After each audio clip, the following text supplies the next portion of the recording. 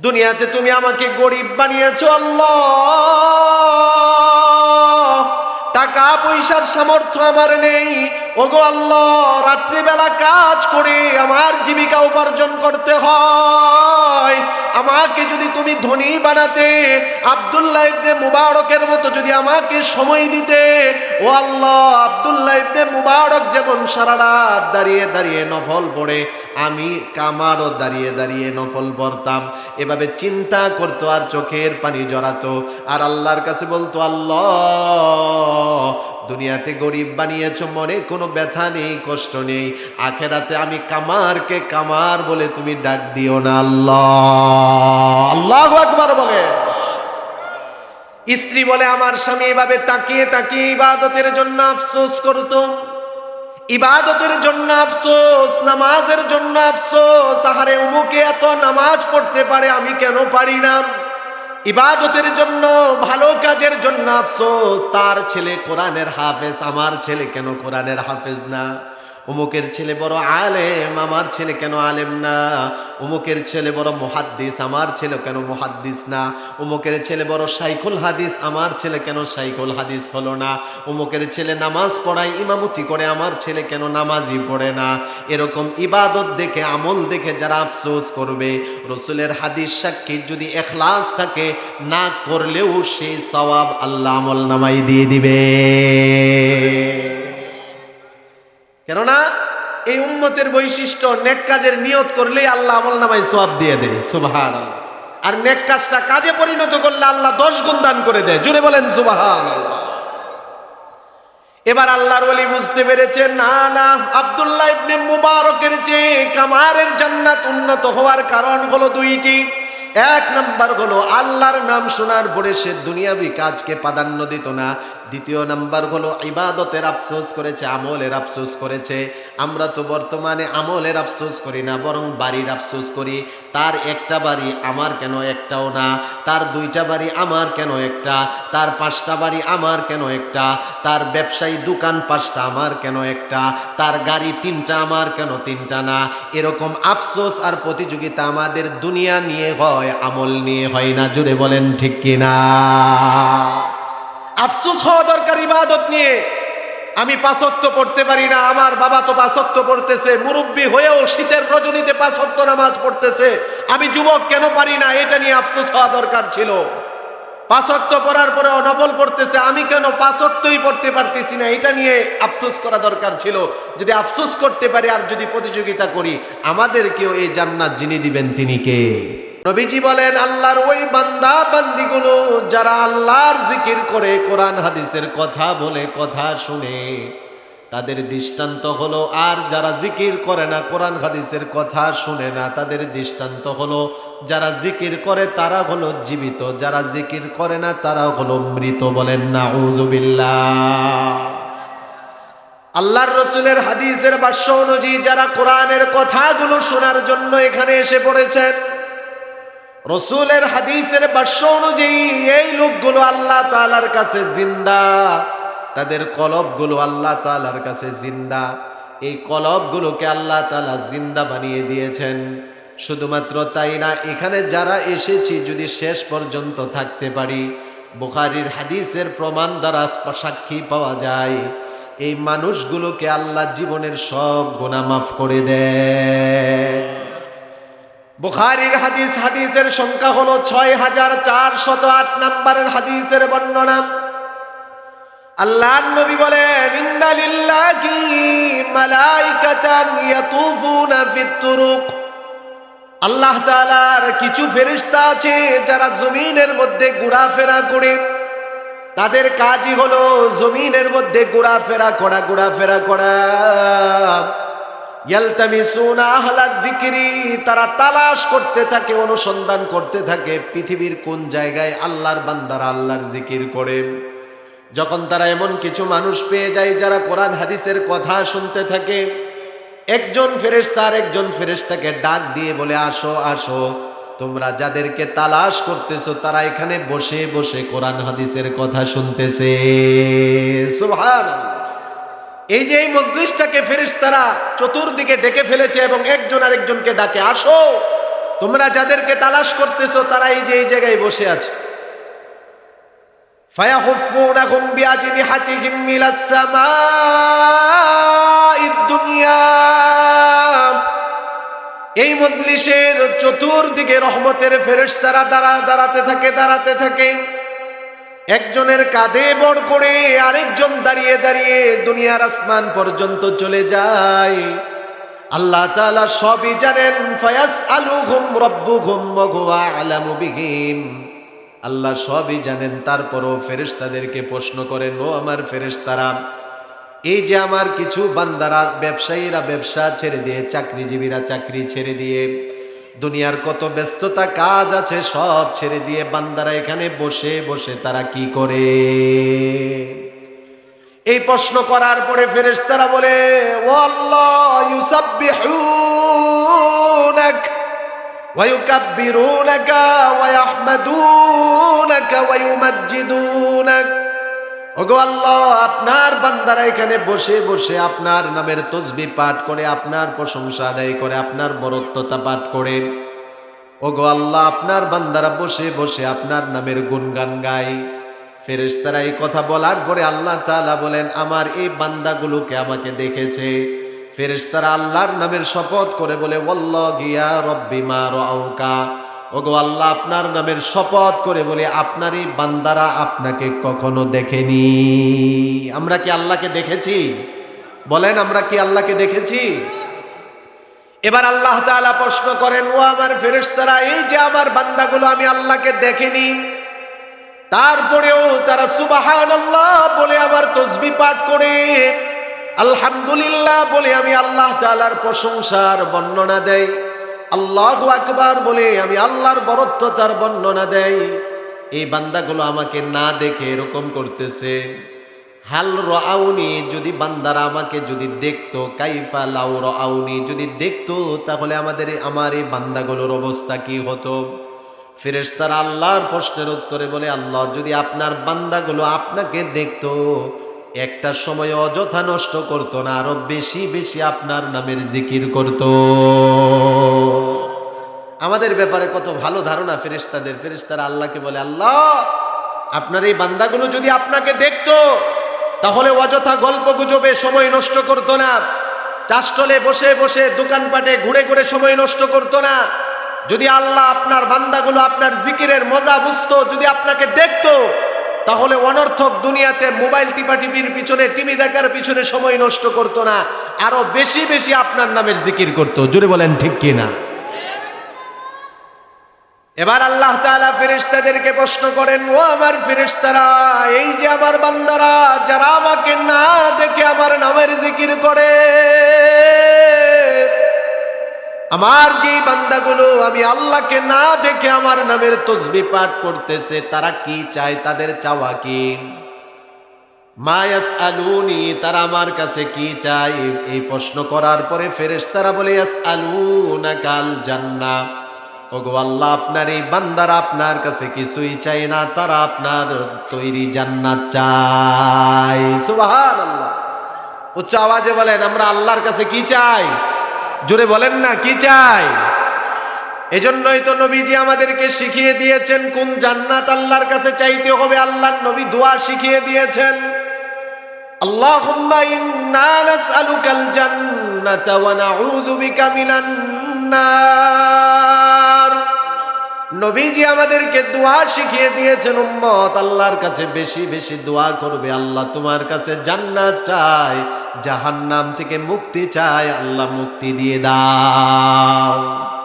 আরেক হাদিসের মধ্যে আসছে, আল্লাহর নবী বলেন, আল্লাহর কাছে যখন জান্নাত চাইবে তখন কোন জান্নাত তোমরা চাইবে?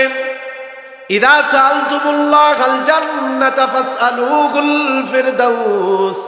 নবীজি আমাদেরকে দোয়া শিখিয়ে দিয়েছেন, আল্লাহর কাছে যখন জান্নাত চাইবে নরমাল জান্নাত চেও না, জান্নাতুল ফিরদাউস, সবচেয়ে উচ্চ মানের জান্নাত আল্লাহর কাছে চাইবে। আর তিরমিজির বর্ণনা এসেছে, যদি আমরা এইভাবে আল্লাহর কাছে জান্নাত চাইতে পারি, মান সাআলাল্লাহাল জান্নাতা সালাসা মাররাত, আল্লাহর কোন বান্দা যদি প্রতিদিন এভাবে আল্লাহর কাছে 3 বার জান্নাত চাইতে পারে, ক্বালাতিল জান্নাতু, তখন জান্নাত আল্লাহর কাছে বলে আল্লাহুম্মা আদখিলহুল জান্নাহ, আল্লাহ গো এই বান্দাগুলো আপনার কাছে দৈনন্দিন 3 বার জান্নাত চাচ্ছে, তাদেরকে আপনি জান্নাত দিয়ে দেন। সুবহানাল্লাহ।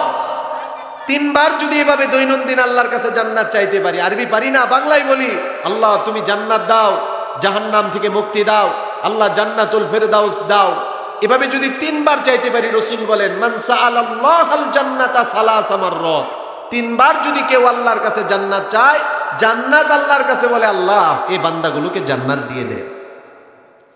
ওয়ামান ইস্তাজারা মিনান নারি সালাসা মাররাত,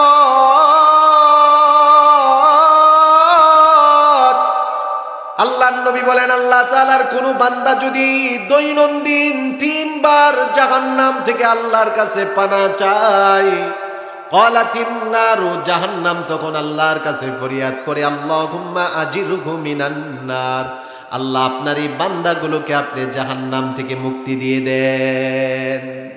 এজন্য আল্লাহর কাছে দৈনন্দিন অত্যন্ত 3 বার হলেও জান্নাত চাইবো, পারবো তো ইনশাআল্লাহ?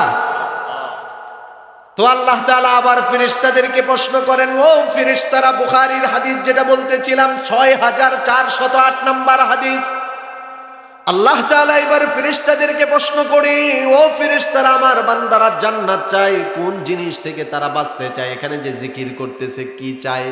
কয় আল্লাহ জান্নাত চায়। কি থেকে বাঁচতে চায়? মিম্মা ইয়াতাআওয়াজুন, ফেরেশতারা বলে আল্লাহ আপনার বান্দারা জাহান্নামকে বড় ভয় করে, কেননা আপনার বান্দারা শুনতে পেয়েছে জাহান্নামের আগুন বড় কঠিন আগুন, দুনিয়ার আগুনের চেয়ে 69 গুণ বেশি হলো জাহান্নামের আগুন। বলেন নাউজুবিল্লাহ। আল্লাহর নবী বলেন জাহান্নামের আগুন কত ভয়ানক, কত ভয়ানক। উকিদালান নারি আলফা সানা, জাহান্নামের আগুনটাকে 1000 বছর জ্বালানো হয়েছে। 1000 বছর জ্বালার পরে জাহান্নামের আগুনটা লাল বর্ণের হয়েছে। সুম্মা উকিদালান নারি আলফা সানা, এরপরে আরো 1000 বছর জাহান্নামের আগুনকে জ্বালানো হয়েছে, জাহান্নামের আগুন সাদা বর্ণের হয়েছে। রাসূল বলেন সুম্মা উকিদালান নারি আলফা সানা, এরপরে আরো 1000 বছর জাহান্নামের আগুনকে জ্বালানো হয়েছে। জাহান্নামের আগুন 3000 বছর জ্বালানোর পরে ইসওয়াদ্দাত, কালো বর্ণের হয়েছে। রাসূল বলেন ফাহিয়া সাউদা ও মুজলিমাতুন, বর্তমানে জাহান্নামীদের জন্য যে আগুন প্রস্তুত করা হয়েছে, আগুনটা হলো ঘন কালো অন্ধকারের আগুন। বলেন নাউজুবিল্লাহ। দুনিয়ার আগুনের মধ্যে আমার হাত লাগলে হাত পুড়ে যায়, দুনিয়ার আগুনে পা লাগলে পা পুড়ে যায়, দুনিয়ার আগুনে যেই দেহ লাগবে সেই দেহ পুড়ে যাবে। রাসূল বলেন আল্লাহর কাছে জাহান্নামের আগুন থেকে কেন পানা চাইবে জানো? জাহান্নামের আগুন যেখানেই লাগুক না কেন অন্তর পর্যন্ত ছিদ্র করে দিবে। বলেন নাউজুবিল্লাহ। ফেরেশতাদেরকে প্রশ্ন করার পরে ফেরেশতারা বলে তারা, ও আল্লাহ আপনার এই বান্দাগুলো যারা এখানে এসেছে তারা জাহান্নাম থেকে বাঁচতে চায়। এবার আল্লাহ তাআলা বলেন, আল্লাহ কি বলেন একটু মনোযোগ দিয়ে শুনেন। ফেরেশতাদের কথাগুলো শোনার পরে আল্লাহ বলেন, ফেরেশতারা, আমার যে বান্দাগুলো আমি আল্লাহকে না দেখে আমার জিকিরে চলে এসেছে, ফেরেশতারা আমার যে বান্দাগুলো আমাকে না দেখে কোরআনের মহব্বতে, আমার মহব্বতে, আমার নবীর মহব্বতে কোরআনের ময়দানে চলে এসেছে, যারা জান্নাত না দেখে জান্নাতের আশায় ইবাদত করতেছে, জিকির করতেছে, জাহান্নাম না দেখে জাহান্নাম থেকে বাঁচার আশায় যারা এখানে বসে বসে জিকির করতেছে, আল্লাহ ফেরেশতাদেরকে বলেন উশহিদুকুম, তোমরা সাক্ষী থাকো, আন্নী কদ গফারতু লাকুম, আমার এই বান্দাগুলোকে আমি আল্লাহ ক্ষমা করে দিলাম। তাহলে আমাদের লাভ হয়েছে না লস হয়েছে? একটু জোরে বলেন না, কি হয়েছে? লাভ হয়েছে। আমরা আশাবাদী আল্লাহ আমাদেরকে ক্ষমা করে দিবেন। জোরে বলেন আমিন। যে আয়াতটা তেলাওয়াত করেছি আল্লাহ পাক রব্বুল আলামিন, এই আয়াত সূরাতুল আনফালের 2 নম্বর আয়াতে আল্লাহ তাআলা ঈমানদারদের কিছু গুণাবলীর কথা বর্ণনা করতেছে। আমরা এখানে যারা আছি আমরা তো সবাই ঈমানদার। জোরে বলেন ঠিক কিনা? আমরা সকলেই মুমিন, মুসলমান। তবে আমরা অনেকে দাবি করি নিজেকে মুমিন, মুসলমান, কিন্তু আমি জানিও না যে আমার কিছু কাজের কারণে, আমার কিছু কর্মের কারণে আমার ঈমান নামক দৌলত সম্পদটা আমার থেকে হারিয়ে গিয়েছে, আমি বেঈমান হয়ে গিয়েছি, এটা অনেকে জানেও না। জোরে বলেন ঠিক কিনা? অনেকে দাবি করে ইমানদার, কিন্তু অনেকের কিছু কাজকর্ম এমন পাওয়া যায় যে ইমানদারের কাজ এগুলো না, এগুলো হলো মুনাফিকের কাজ। জোরে বলেন ঠিক কিনা? আয়াতুল মুনাফিকি সালাস, মুনাফিকের তিনটা আলামতের কথা রাসূল বলেছেন। ইদা হাদ্দাসা কাযাবা, মুনাফিক যখনই কথা বলে মিথ্যা বলে। এখন কি মুনাফিকই শুধু মিথ্যা বলে, না মুসলমানও মিথ্যা বলে? আপনাদের এলাকায় হয়তো কেউ মিথ্যা বলে না, নাই হয়তো এরকম মিথ্যা বলো আর কোনো মানুষ আছে? আল্লাহ আমাদেরকে বাঁচার তৌফিক দান করুক। মুনাফিকের দ্বিতীয় আলামত হলো, আল্লাহর নবী বলেছেন ওয়াইদা ওয়াদা আখলাফা, মুনাফিক ওয়াদা করলে ওয়াদা ভঙ্গ করে। মুনাফিকের তৃতীয় নাম্বার আলামত রাসূল বলেছেন, মুনাফিক ওয়াইদা তুমিনা খানা, তার কাছে কিছু আমানত রাখলে সে খেয়ানত করে। দুঃখজনক হলে এটাই সত্য কথা, বর্তমানে অধিকাংশ মুসলমানের চরিত্রের দিকে তাকালে এই চরিত্র পাওয়া যায়। আমরা আল্লাহর কাছে দোয়া করি, আল্লাহ মুনাফিকের চরিত্র যেন বাদ দিতে পারি, পাক্কা ইমানদার হিসাবে আল্লাহ আমাদেরকে কবুল করে নিন। সূরাতুল আনফালের 2 নম্বর আয়াতে আল্লাহ তাআলা ইমানদারদের কিছু গুণাবলীর কথা উল্লেখ করেছেন। 1 নম্বর গুণ হলো, আল্লাহ বলেন ইন্নামাল মুমিনুনা আল্লাযীনা ইযা যুকিরাল্লাহ, ইমানদারের 1 নম্বর গুণ হলো, যারা প্রকৃত ইমানদার তাদের সামনে যখন আল্লাহর নামের জিকির করা হবে, তারা যখন আল্লাহর আলোচনা শুনবে, কোরআনের আলোচনা শুনবে, ওয়াজিলাত কুলুবুহুম, তখন তাদের অন্তরের মধ্যে একটা প্রকম্পন শুরু হয়ে যাবে। এই যে আপনারা কোরআন হাদিসের আলোচনার এলান হওয়ার পরেই আপনারা এখানে চলে এসেছেন, আমি বয়ান শুরু করার পরে অনেকে এখানে এসেছে, তার মানে কি বোঝা যায়? যারা ইমানদার তারা কোরআনের কথা শুনলে দূরে থাকতে পারে না। বলেন ঠিক কিনা? ওয়াজিলাত কুলুবুহুম, এটাই ইমানদারের আলামত। ইমানদার আল্লাহর নামের জিকির করা হলে তখন তার অন্তর প্রকম্পিত হয়ে যায়। ইমানদার যখন কোরআনের কথা শুনবে তখন আর দোকানপাটে দাঁড়িয়ে থাকতে পারে না। ইমানদার যখন কোরআনের কথা শুনে, আল্লাহর কথা শুনে ঘরে শুয়ে থাকতে পারে না। ইমানদার যখন কোরআনের কথা, আল্লাহর কথা শুনবে তখন অন্য দুনিয়াবি কাজে থাকতে পারে না। ইমানদার আল্লাহর কথার দিকে ছুটে আসে। জুড়ে বলেন ঠিক কিনা? প্রকৃত ইমানদার হলো তারা মসজিদ থেকে আজানের শব্দ শুনলে তারা আর তাদের ব্যবসায় থাকে না। মসজিদ থেকে আজানের শব্দ শুনলে তারা আর তাদের চাকরির মধ্যে ব্যস্ত থাকে না। মসজিদ থেকে আজানের ধ্বনি শুনলে তারা আর তাদের কৃষি কাজের মধ্যে ব্যস্ত থাকে না, বরং মুয়াজ্জিনের আজানের ধ্বনি শোনার সাথে সাথে অন্তরে একটা প্রকম্পন শুরু হয়ে যায়। আল্লাহর কুদরতি পায়ে সেজদা দেওয়ার জন্য তারা মসজিদে ছুটে যায়। বলেন ঠিক কিনা? এই হলো ইমানদারের 1 নম্বর গুণ। ও মুরব্বী বাবারা, ও আমার যুবক ভাইয়েরা, পর্দার আড়ালের মা বোনেরা, এই গুণটা যদি আমরা অর্জন করতে পারি, আল্লাহর নাম শোনার পরে যদি আমাদের অন্তরের মধ্যে প্রকম্পন শুরু হয়, তাহলে মনে রাখবেন ইমানদারের প্রথম গুণ আমার মধ্যে চলে আসছে। আর এই গুণটা যদি থাকে তাহলে আল্লাহ তাআলা এমন জান্নাত দিয়ে দিবেন যেই জান্নাত আল্লাহ একজন কামারকে দিয়েছিলেন। সুবহানাল্লাহ। আমি বিস্তারিত বলবো না, শুধু সংক্ষিপ্ত আকারে বলে দেই। আব্দুল্লাহ ইবনে মুবারক রাহমাতুল্লাহি আলাইহি একজন বড় মুহাদ্দিস ছিলেন। হুজুর আছেন, উলামায়ে কেরাম যারা আছেন ওনারা ভালো করেই আব্দুল্লাহ ইবনে মুবারককে চিনেন। শুধু আমি আপনাদেরকে এতটুকু বলি, উনি এত বড় মুহাদ্দিস ছিলেন, উনি হাদিস পড়াতেন। ওনার হাদিসের দর্সের মধ্যে ছাত্রের সংখ্যা ছিল প্রায় 40,000-এর বেশি। 40,000-এর চেয়ে বেশি শুধুমাত্র ওনার ছাত্রের সংখ্যা ছিল। এত বড় উনি মুহাদ্দিস। ওনার ইন্তেকালের পরে আরেকজন আল্লাহর ওলি ওনাকে স্বপ্ন যুগে দেখলেন। আল্লাহর ওলিরা, আল্লাহর ওলি পরস্পরের সাথে তাদের একটা সম্পর্ক আছে কিনা?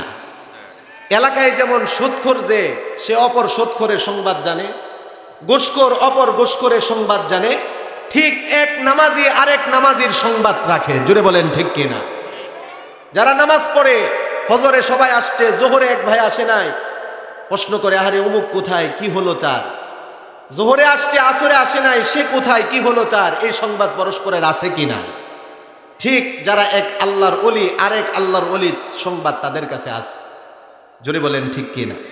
আব্দুল্লাহ ইবনে মুবারক রাহমাতুল্লাহি আলাইহির ইন্তেকালের পরে ওই কালের আরেকজন বুজুর্গ ওনাকে স্বপ্ন যোগে দেখে প্রশ্ন করলেন, আল্লাহ আপনার সাথে কেমন আচরণ করেছেন? উনি বলেন, আল্লাহ আমার জীবনের আমল কবুল করেছেন, আল্লাহ আমাকে দয়া করে জান্নাত দিয়ে দিয়েছে। সুবহানাল্লাহ। জীবনের সবচেয়ে বড় সফলতা তো এটাই। আমরা অনেকে মনে করি বড় ব্যবসায়ী হয়ে গেলে আমি সফল কাম, বড় চাকরিজীবী হয়ে গেলে আমি সফল কাম, বড় আমি নেতা হয়ে গেলে আমি সফল কাম। না না, এগুলো সফলতার আলামত না। আল্লাহ বলেন, ফামান যুহজিহা আনিন নার, দুনিয়াতে নেক আমল করে যারা জাহান্নাম থেকে বাঁচতে পারলো, ওয়া উদখিলাল জান্নাতা, যারা জান্নাতে প্রবেশ করলো, আল্লাহর বাসায় ফাকাদ ফাজ, আল্লাহ বলেন তারাই হলো সফল কাম। সুবহানাল্লাহ।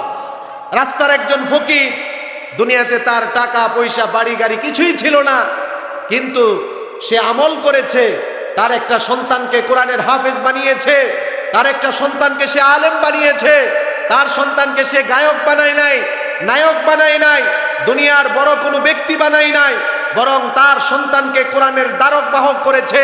একজন রিক্সা চালক, একজন ঠেলা চালক, একজন দিনমজুর, সে দুনিয়াতে তার অন্য কোনো পরিচয় না থাকলেও সে সফল কাম, কেননা তার ছেলে আলেম হয়েছে। জুড়ে বলেন ঠিক কিনা?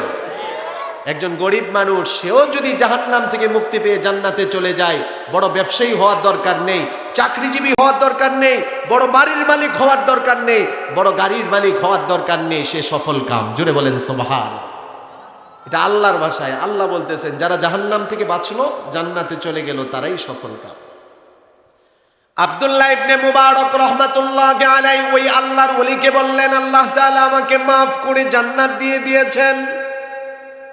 এবার আব্দুল্লাহ ইবনে মুবারক রাহমাতুল্লাহি আলাইহি সমকালীন ওই বুজুর্গ ব্যক্তিকে স্বপ্ন যোগে বললেন, আমার মনের মধ্যে একটা প্রশ্ন। কি প্রশ্ন?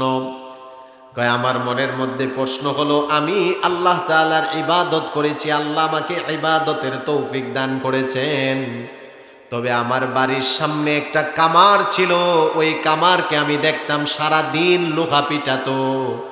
আমার মৃত্যুর কিছুদিন পরে তার মৃত্যু হয়েছে, আল্লাহ তাকেও জান্নাত দিয়েছেন, তবে তার জান্নাতটা হলো আমার জান্নাতের চেয়ে অনেক উন্নত। ওই আল্লাহর ওলি বুজুর্গ ব্যক্তি স্বপ্ন যুগে আব্দুল্লাহ ইবনে মুবারক রাহমাতুল্লাহি আলাইহি থেকে এই কথাটা শুনে বড় চিন্তিত হয়ে গেলেন। কি বলেন? আপনার মতো এত বড় যুগ শ্রেষ্ঠ মুহাদ্দিসের চেয়ে জান্নাত, একজন কামারের জান্নাত আরো বেশি উন্নত। ওনার ঘুম ভেঙে গেল। সকাল বেলায় ফজরের নামাজ পড়ে ওই কামারের বাড়িতে তিনি চলে গেলেন। যাওয়ার পরে কামারের ছেলেদেরকে ডাক দিয়ে বললেন, বাবা, তোমাদের বাবা কি একজন কামার ছিল? কয়, হ্যাঁ, আমাদের বাবা একজন কামার। তোমাদের বাবা কি কিছুদিন আগে ইন্তেকাল করেছে? ছেলেরা বলে, হ্যাঁ, আমাদের বাবা ইন্তেকাল করেছে। তোমাদের বাবা কি এমন আমল করতো বাবা বলো? কেননা আমি স্বপ্ন যুগে জানতে পেয়েছি আব্দুল্লাহ ইবনে মুবারক যুগ শ্রেষ্ঠ মুহাদ্দিসের চেয়ে তার জান্নাত অনেক উন্নত মানের। ছেলেরা বলে, হুজুর, আব্বা কি আমল করতো? আমরা তো এই খবর জানি না, তবে আমাদের মা বলতে পারবে আব্বা কি আমল করতো বা করেছে, কেননা একজন স্বামীর ব্যাপারে তার স্ত্রীর চেয়ে ভালো আর কেউ জানে না। জুড়ে বলেন ঠিক কিনা? ঘরের স্বামী কেমন এটা সবচেয়ে ভালো স্ত্রী জানে। এই কারণেই তো রাসূলও বলেছেন, খয়রুকুম লিনিসাইকুম, তোমাদের মধ্যে তারাই শ্রেষ্ঠ যারা তাদের স্ত্রীর কাছে ভালো। স্ত্রীর কাছে যারা ভালো না, সারা দুনিয়ার মানুষ যদি তাদেরকে ভালো বলে, তারা ভালো না। আর দুনিয়ার মানুষ যদি তাকে খারাপ বলে, স্ত্রী যদি বলে ভালো, মনে করবা লোকটা আসলেই ভালো। ঠিক কিনা? আব্দুল্লাহ ইবনে মুবারক রাহমাতুল্লাহি আলাইহিকে স্বপ্ন যুগে ওই আল্লাহর ওলি দেখে কামারের স্ত্রীকে এবার পর্দার আড়াল থেকে ডাক দিয়ে জিজ্ঞাসা করলো, ও মা, তোমার স্বামী কি আমল করতো একটু বলে দাও। কামারের স্ত্রী চোখের পানি ছেড়ে দিয়ে আবেগে আপ্লুত হয়ে বলল, আমার স্বামী কি আমল আর করতো? গরিব মানুষ ছিল, সারাদিন লোহা পিটাতো, কামারের কাজ করতো, তবে আমার জানাশোনা আমার স্বামী প্রকৃত একজন ভালো মানুষ ছিল। ওই কামারের স্ত্রী বলতেছে, আমার স্বামীর মধ্যে বিশেষ বিশেষ দুইটা গুণ ছিল, হতে পারে এই দুইটা গুণের কারণে আল্লাহ পাক রব্বুল আলামিন আমার স্বামীকে আব্দুল্লাহ ইবনে মুবারকের চেয়ে উন্নত মানের জান্নাত দিয়ে দিয়েছে। কি দুইটা গুণ ছিল তোমার স্বামীর? এক নাম্বার, ওই কামারের স্ত্রী বলতেছে আমার স্বামীর গুণ ছিল, আমার স্বামী লোহা পিটাতো। এমন সময় যদি মসজিদ থেকে মুয়াজ্জিনের আজানের ধ্বনি আমার স্বামীর কানের মধ্যে চলে আসতো, আমি লক্ষ্য করে দেখতাম হাতুড়ি যদি উপরে ওঠাতো, এমন সময় আওয়াজটা কানে পৌঁছলে হাতুড়ি আর সামনের দিকে রাখতো না, পিছনে ফেলে দিয়ে মসজিদের মুয়াজ্জিনের আজানের ডাকে সাড়া দিয়ে মসজিদে ছুটে যেত। তার মানে আমার স্বামীর এই গুণটা ছিল। আমার স্বামী আল্লাহু আকবার শোনার পরে দুনিয়াবি আর কোনো কাজে লিপ্ত থাকতো না। আমার স্বামী আল্লাহু আকবার আযানের এই ধ্বনি শোনার পরে হাতুড়ি আর সামনে আনতো না। আমার স্বামী দৌড়িয়ে মসজিদে ছুটে চলে যেত, আল্লাহর কুদরতি পায়ে সেজদায় পড়ে যেত, 5 ওয়াক্ত নামাজ আমার স্বামী জামাতের সাথে আদায় করত। যদি আমরাও এই গুণটা অর্জন করতে পারি, ও মুরব্বী বাবারা, যুবক ভাইয়েরা, মা বোনেরা, এই গুণটা যদি আমরাও অর্জন করতে পারি, আজান শোনার পরে দুনিয়াবি আর কোনো কাজে লিপ্ত না, বরং সব ফেলে দিয়ে যদি মসজিদের দিকে ছুটতে পারি, আমাদেরকেও এই উন্নত মানের জান্নাত যিনি দিবেন তিনি কে? পারবো তো ইনশাআল্লাহ এই গুণটা অর্জন করতে? আজান শোনার পরে আর কোনো কাজ না, আমি ব্যবসায়ী, আমার দোকান বন্ধ, কাস্টমার 1000টা থাকলো আর বেচা কেনা না, এই বেচার মধ্যে, এই ব্যবসার মধ্যে যিনি বরকত দিবেন তিনি কে? এই হলো আমার স্বামীর 1 নাম্বার গুণ। দ্বিতীয় নাম্বার, আমার স্বামীর গুণ হলো গরমের মৌসুমে, গরমের কারণে আগুনের পাশে বসে আমার স্বামী কাজ করতে পারতো না, কিন্তু গরিব মানুষ, কাজ না করলে খাবার খাবো কিভাবে? গরমের মৌসুমে আমার স্বামী রাত্রিবেলা আগুন জ্বালিয়ে জ্বালিয়ে কামারের কাজগুলো করত। আমি আমার স্বামীকে দেখতাম, আমার স্বামী রাত্রিবেলা আগুন জ্বালিয়ে কামারের কাজ করে, আর আমাদের বাড়ির সামনের বাড়িটাই ছিল আব্দুল্লাহ ইবনে মুবারকের বাড়ি। আমার স্বামী তাকিয়ে তাকিয়ে দেখতো বাড়ির সামনের বাড়ির আব্দুল্লাহ ইবনে মুবারক তার বাড়ির ছাদের মধ্যে দাঁড়িয়ে দাঁড়িয়ে সারা রাত নফল নামাজ পড়ে। আমার স্বামী রাত্রিবেলা গরিব হওয়ার কারণে কাজ করতো, আর তাকিয়ে তাকিয়ে চোখের পানি জড়াতো, আর আল্লাহর কাছে বলতো, আল্লাহ, দুনিয়াতে তুমি আমাকে গরিব বানিয়েছো, আল্লাহ, টাকা পয়সার সামর্থ্য আমার নেই, ওগো আল্লাহ, রাত্রিবেলা কাজ করে আমার জীবিকা উপার্জন করতে হয়, আমাকে যদি তুমি ধনী বানাতে, আব্দুল্লাহ ইবনে মুবারকের মতো যদি আমাকে সময় দিতে, ও আল্লাহ, আব্দুল্লাহ ইবনে মুবারক যেমন সারা রাত দাঁড়িয়ে দাঁড়িয়ে নফল পড়ে, আমি কামারও দাঁড়িয়ে দাঁড়িয়ে নফল পড়তাম। এভাবে চিন্তা করতো আর চোখের পানি জড়াতো, আর আল্লাহর কাছে বলতো, আল্লাহ, দুনিয়াতে গরিব বানিয়েছো, মনে কোনো ব্যথা নেই, কষ্ট নেই, আখেরাতে আমি কামারকে কামার বলে তুমি ডাক দিও না, আল্লাহ। আল্লাহু আকবার বলে।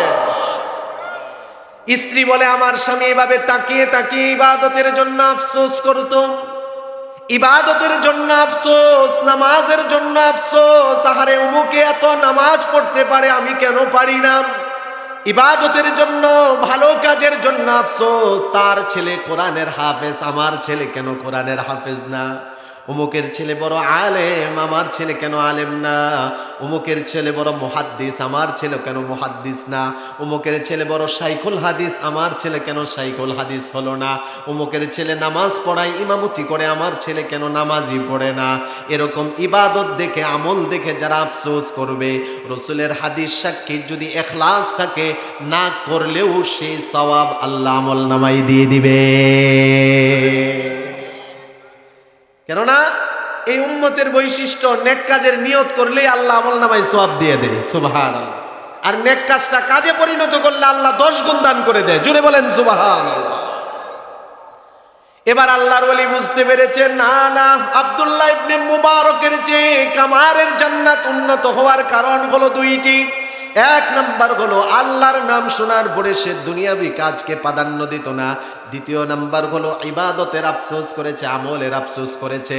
আমরা তো বর্তমানে আমলের আফসোস করি না, বরং বাড়ির আফসোস করি। তার একটা বাড়ি, আমার কেন একটাও না? তার দুইটা বাড়ি, আমার কেন একটা? তার পাঁচটা বাড়ি, আমার কেন একটা? তার ব্যবসায়ী দোকান পাঁচটা, আমার কেন একটা? তার গাড়ি তিনটা, আমার কেন তিনটা না? এরকম আফসোস আর প্রতিযোগিতা আমাদের দুনিয়া নিয়ে হয়, আমল নিয়ে হয় না। জুড়ে বলেন ঠিক কিনা? আফসোস হওয়া দরকার ইবাদত নিয়ে।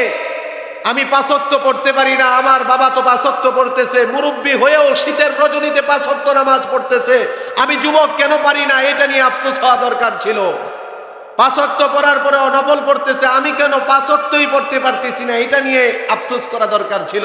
যদি আফসোস করতে পারি আর যদি প্রতিযোগিতা করি, আমাদেরকেও এই জান্নাত যিনি দিবেন তিনি কে? এই হলো এক নাম্বার গুণ ইমানদারের। ইমানদারের দ্বিতীয় নাম্বার গুণ, ওয়াইদা তুলিয়াত আলাইহিম আয়াতুহু যাদাতহুম ঈমানা। ইমানদার ব্যক্তির সামনে কোরআনের তেলাওয়াত করা হলে আল্লাহ তাআলা তার ঈমান তেলাওয়াত শুনলে আরো বাড়িয়ে দেন। জোরে বলেন সুবহানাল্লাহ। কোরআন শুনলে ঈমান বাড়ে না ঈমান কমে? জোরে বলেন। ঈমান বাড়ে। জিকির করলে ঈমান বাড়ে না ঈমান কমে? ভালো কাজ করলে ঈমান বাড়ে না ঈমান কমে? ঈমান বাড়ে। এটাই হলো ঈমানদারের আলামত। এই কারণেই কিন্তু এই যে মাদ্রাসাগুলো, এই যে মদিনাতুল উলুম, নুরানি এবং হাফিজিয়া মাদ্রাসা আপনাদের প্রতিষ্ঠিত হতে যাচ্ছে, এটার উদ্দেশ্য কি? উদ্দেশ্য একটাই, এখানে কোরআন পড়া হবে, কোরআন পড়ানো হবে। আপনার সন্তান যারা কোরআন পড়বে তাদের ঈমান বাড়বে, আর আপনার সন্তানের সিনার মধ্যে যখন ঈমান বেড়ে যাবে, আপনার এই সন্তান বড় হয়ে নাস্তিক হবে না, মুরতাদ হবে না, ঈমান বিদ্বেষী কাজের মধ্যে অংশগ্রহণ করবে না। জোরে বলেন ঠিক কিনা? আজকে কত সন্তানকে দেখা যায় ইমানদারের ঘরে জন্ম নেওয়ার পরেও সে বেঈমান হয়ে যায়। জোরে বলেন আছে কিনা? বাবা মুসলমান, ছেলে নাস্তিক হয়ে গেছে। দাদা মুসলমান ছিল, ছেলে এখন এমন এমন কাজ করে যেটা ইমানদারের দ্বারা কখনো সম্ভব না। এমন আছে কিনা? এই যে আমাদের সন্তানাদি নষ্ট হয়ে যাওয়ার সবচেয়ে বড় কারণ হলো, অনেক ক্ষেত্রে আমরা মা বাবা অনেক সন্তানকে সুশিক্ষায় শিক্ষিত করি না। যেভাবে তাকে শিক্ষিত করা দরকার ছিল সেভাবে করি না, যেভাবে তাকে আদব শিষ্টাচার শেখানো দরকার ছিল সেভাবে শিখাচ্ছি না, যার কারণে আমাদের সন্তানাদিরা সঠিকভাবে মানুষ হচ্ছে না। জোরে বলেন ঠিক কিনা? আমাদের গ্রামের মধ্যে একটা প্রবাদ বাক্য আছে, আপনারা সবাই হয়তো জানেন এটা। বাবা ভালো হলে ছেলে ভালো হয়, মা ভালো হলে মেয়ে, গাই ভালো হলে দুধ ভালো হয়, দুধ ভালো হলে ঘি। জোরে বলেন ঠিক কিনা? আমাদের সমাজে আমরা সবাই আশা করি, সমস্ত বাবাদের মনের ইচ্ছাই থাকে আমার ছেলেটা ভালো হোক, সমস্ত মাদের মনের ইচ্ছা থাকে আমাদের ছেলেটা ভালো হোক। কিন্তু এটা মনে রাখবেন, আপনার ছেলে মেয়ে ভালো হওয়ার জন্য বড় অবদান আপনাকে রাখতে হবে। একটা বাবা যদি ভালো হয়, মা যদি ভালো হয়, ওই ভালো মা বাবার ঘর থেকে নেককার সন্তান যিনি বানাবেন তিনি কে? কেননা ভালো মা বাবার মনের মধ্যে এই চিন্তা আসবে যে আমার ছেলেকে কোরআন শেখাতে হবে, কোরআন পড়াতে হবে। ভালো মা বাবার মনের মধ্যে কখনো এই চিন্তা আসবে না আমার ছেলেকে গান শেখাবো, আমার